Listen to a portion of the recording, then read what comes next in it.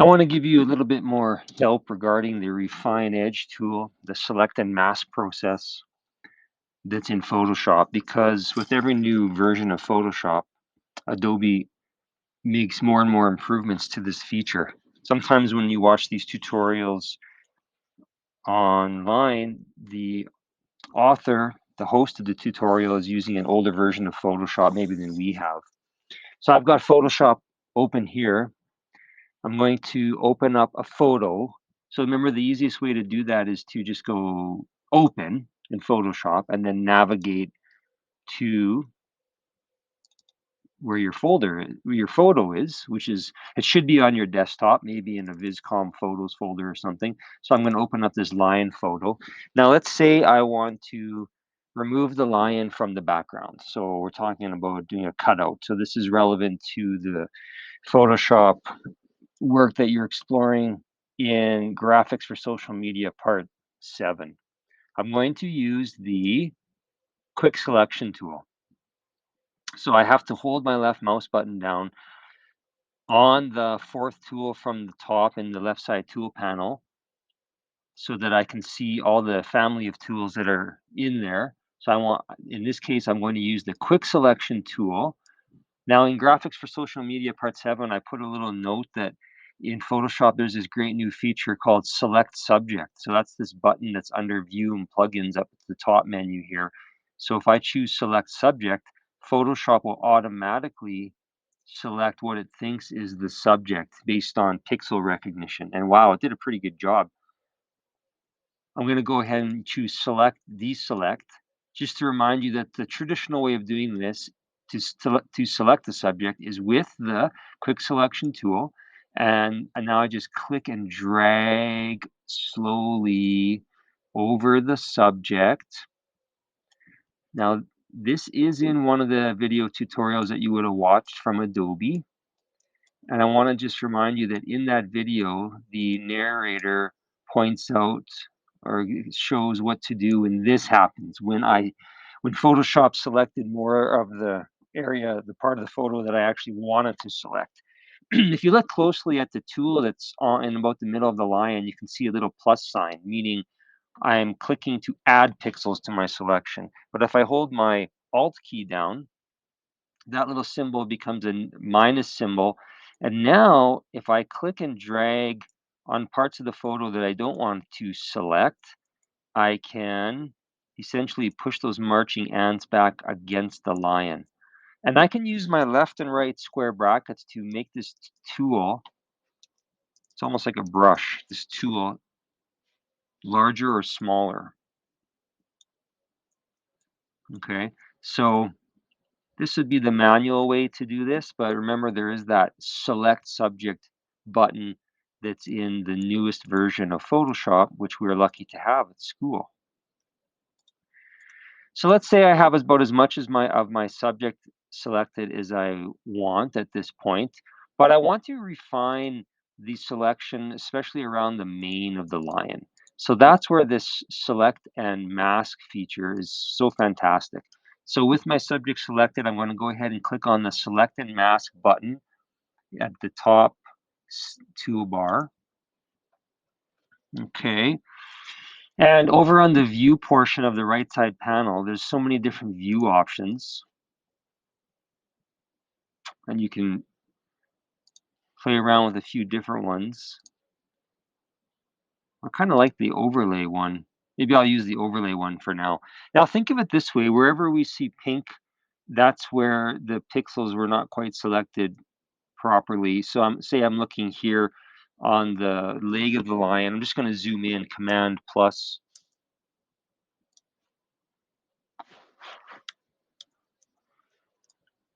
So you can see that. Here's what I wanted to show you, especially in this little tutorial. Over on the left side, far left side tool panel, we have a whole bunch of tools. And I think it's the top two that you're going to want to pay attention to, the quick selection tool and the refine edge brush tool. So with the quick selection tool, what that does is if it essentially does the same thing as I was doing like a few steps ago. So if I click and drag on this part of the lion's leg, Photoshop is just going to keep selecting more pixels. And so that's exactly maybe what I have to do in this case because I kind of missed that one. Or if I hold my space bar down and just move the photo over, this part of the photo around the tail didn't quite get selected how I wanted to. So maybe I can use this tool again. This is the quick selection tool, but this time I hold the Alt button down to subtract pixels. So in other words, you can still refine your selection here in Photoshop. Sorry, here in the select and mask part or select and mask feature. You see what just happened there though? Photoshop deselected too much. So now I'm going back in with my selection tool and refining that. Now sometimes part of a photo is just really troublesome and it just doesn't want to cooperate. Like in this case here, like I'm just having a hard time with this area around the legs. So I'm just going to leave it for now, and I'll show you what we can do about that later after we're actually finished with this part of Photoshop. So I'm just going to do the best I can down these legs for now. I'm not going to worry about this area anymore because it's being really bothersome. What I want to show you though before we exit this is what we can do around the mane. So this other tool on the far left side, the Refine Edge Brush tool, works this way. With my left and right square brackets, I can still change the size of the tool. But what this pertains to is the radius. And if we go over here on the right side tool panel, we see that there actually is a radius slider. You can think of radius as the differentiation between what's selected and what's not selected in terms of pixels. So look, I'm going to click and drag, let's decrease the size of my tool a little bit. But if I click and drag along the wispy part of the lion's hair, what's happening is Photoshop is rethinking those pixels in that area. So in other words, I can still grab or I can select just a few of the small wispy hairs that are stemming off of the lion. If I end up overdoing it or if I'm maybe a little bit sloppy about where I'm clicking, I'll end up getting some pink inside the lion like I have on its mouth area here, and that's not good. So if I go up to the top of this window under File and Edit, there's a plus minus button. So right now, the Refine Edge brush tool is on Add, but I'm going to switch it to Subtract and go back and click on the parts of the lion where I was a little bit careless with my addition clicking.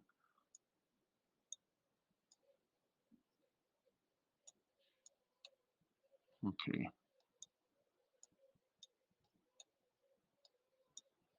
there. Okay, so what you can do is actually even within the lion, I'm going to subtract so I can eliminate some of those pixels. Okay, I want to go back with the add and just click on the wisps of the hair a little bit. What I might have to do also is go over here to my right side tool panel and click on Smart Radius and then start to play with the radius slider. If you play with the radius slider, you'll see that Photoshop is rethinking how it wants to treat the difference between what's selected and what's not selected. But you don't want to have the radius too high.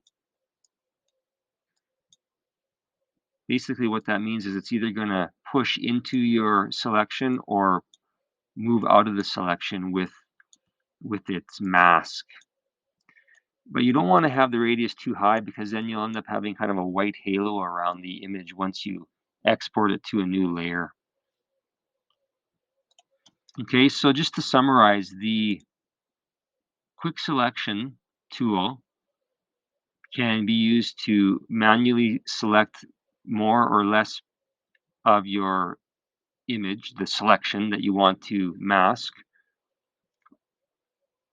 And the Refine Edge brush tool is going to tell Photoshop to just refine the edge of the selection. And it works especially well if you have a subject that has really small, delicate parts that you need to select around, like this lion's hair.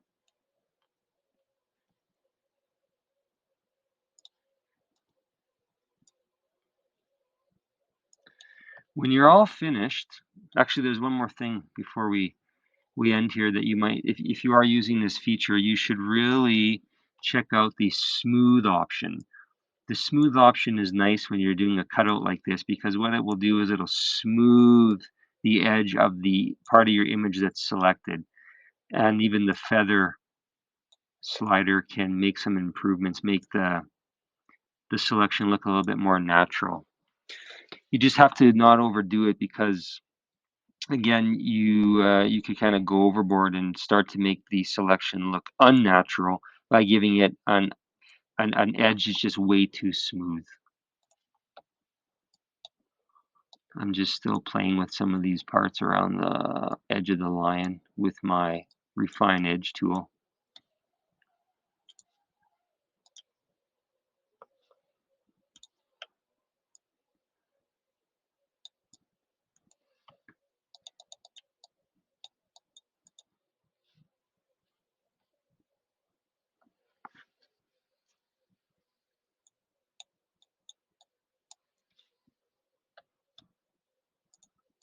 Instead of using the plus minus buttons that are under File and Edit, you can just use your Alt key to switch between plus and minus. Okay, once you're all done, what you want to do is go to the Output 2 area of the right side panel. If you look above it, you'll see the decontaminated color feature. What that does is it eliminates any of that color that's reflected from the area around your selection. So in this case, the color of the photo, the color of the space around the lion is essentially the same as the lion, that tan beige color. So I'm not too worried about this feature. But if I was cutting out a subject that was very different in color than its surroundings, then I might want to check the decontaminate color feature. When I want to output my selection to a new layer with the layer mask, and here's why. When I click OK, it's going to output my selection to a new layer with a layer mask. And you can see now that the background has been completely masked out. But I just want to point out that that's exactly what it is. It's a mask. So if I come over here to the area around the legs where we still have some ground showing, if I go to my right side layers panel, and as long as I have my mask selected, which is this little thumbnail beside the image of the lion, we can see that it shows us that it has a black mask inserted on the area of the lion photo that I wanted to cover. You can remember this, remember black conceals and white reveals. So wherever there's white on the little mask thumbnail, that means that that's where the image is still showing. Well, look, if I take my brush tool and I paint with the same color as my mask, which is black. So I go over to my foreground background color and I use the little double-headed invert arrow to set my foreground color to black. And I like to paint with a fairly low opacity or maybe something about middle. I'm going to use my right square bracket to increase the brush size. So you see, by painting with black, what I'm actually doing is I'm adding more mask. So here I can manually put the mask on the parts of my photo where Photoshop wasn't doing the greatest job at selecting the pixels, or what it couldn't do is it couldn't differentiate the pixels of the lion from the surroundings, from its surroundings. And if I make my brush really tiny, I can go into this V space here and paint that mask. Okay, so this is why it's great to output your selection to a new mask, sorry, a new layer with a layer mask, new layer with a layer mask, because then you can still use the color of the mask and your brush, so in this case black, to manually add more mask, okay? And you can check, oops, undo. Actually, if you if you end up doing this where you paint too much of a mask, all you have to do is switch your brush color to white, because remember, white reveals. Black conceals and white reveals. So you just have to paint black back with white. Now that's true also for like if you want more of your subject to show. So remember, this was the area where I was trying to get the wispy hair to show from the lion. I could have spent more time on it. I can see I didn't do a very good job.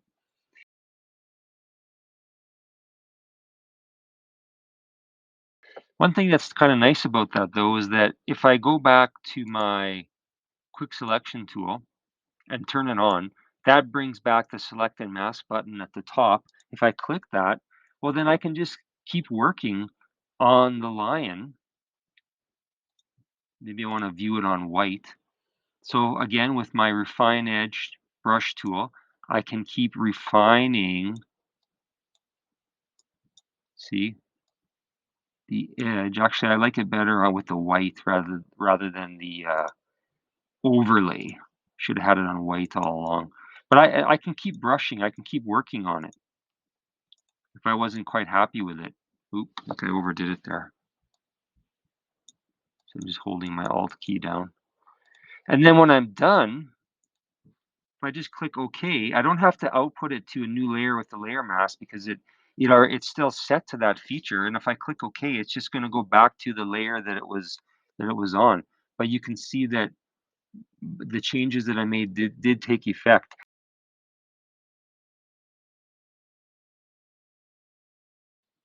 But you can always check how effective you were with your cutout by going down to the bottom of your layers panel, choose the adjustment layer collection. That's the little circle that looks like kind of like a yin yang symbol. And put a solid color adjustment layer on. There's lots of adjustment layer. Look at all of them. But if you use the one that's at the very top, solid color, you can choose your color. In this case, well, maybe I'll go with like kind of a gray blue. Now remember, I just added a layer, so in my layers panel, it's at the very top, so it's hiding all the other layers underneath it. So I need to click after I hit OK. I need to click and drag that new color fill layer underneath the lion cutout, and then I can have a better idea of like how effective I was with my masking. I can see that I didn't paint the mask on opaque enough around the legs, so I can still go back and do that. So I'll go back to my background copy layer, which is my outputted selection with the mask. Make sure I click on the mask thumbnail, activate my brush, and make sure black is my foreground color, and maybe turn up the opacity of my brush. And then just keep painting and zoom in, keep painting. So you see, I'm just putting more mask on. And if there's more mask I'm concealing, that means that the layer that's right underneath, which is the blue color fill layer, can show through more. So that's all it was, is that I didn't paint with an opaque enough brush. Okay, so I could spend more time on that if I wanted to. And like I said, I didn't do a very good job around the mane because I didn't spend the time playing with the refine edge tool and the radius. Okay, but just remember that that's what that's for. Hopefully that helps. Ask if you need more help. And of course, there's lots of tutorials online that you could investigate yourself.